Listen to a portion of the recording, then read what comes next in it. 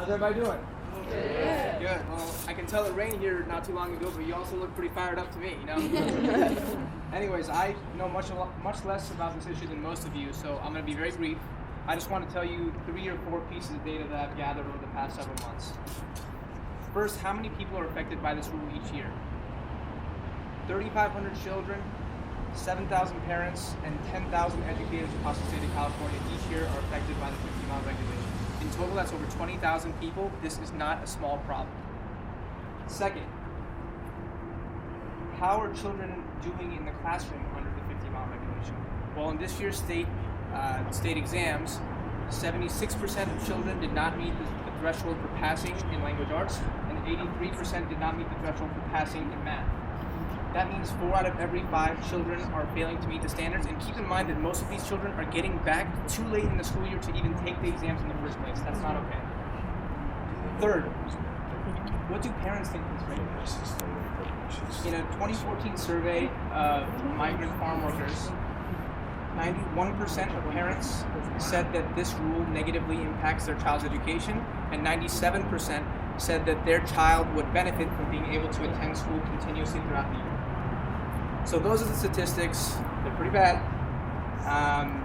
But to be honest with you, the most compelling evidence I've found surrounding this rule comes not in the form of any number, but in the form of stories that I've been privileged to gather over the past several months. I've gathered these stories in both Watsonville and in Aptos, and I want to share them with you now. In Watsonville, I met an amazing woman named Elia Fernandez. You just met her daughter. She's an incredible woman. She's been working for 26 years in the fields. Most of that time, she's been the primary breadwinner for her family. And I want to read a quote from her to you.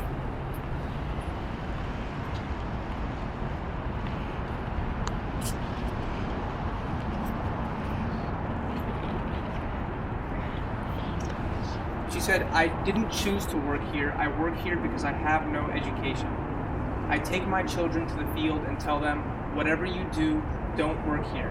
Go to school so you can do something else with your life." I then went to Aptos Junior High School, where I met a 7th grade science teacher named Ms. Kasser. When I asked Ms. Kasser to explain the effect of this rule, she told me about one of her students, Ian, and I want to now share her quote. She said, "I would love to help Ian. I could try the first few months of the year, but then I can't do anything more for him because he's not here. He'll probably end up dropping out of high school. He might end up working in the fields." So what do we have here? We have a parent who works every day from 6 a.m. to 6 p.m. underpaid and overworked, saying that the sole lifeline for her child, the only way that child can get out of poverty is with education. And then we have a teacher saying that the educational system is going to fail that child because of this policy.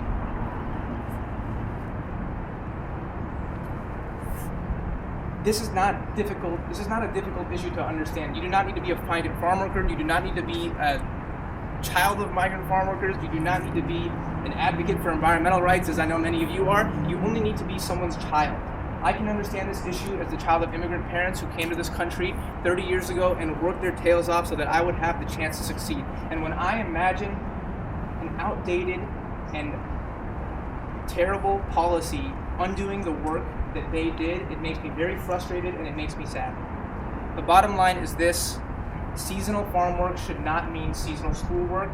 Every child in California, no matter their parents' income, education, occupation, or place of residence, should have the right to a great education and the chance to succeed. I hope HCD will join us seeing this. Thank you.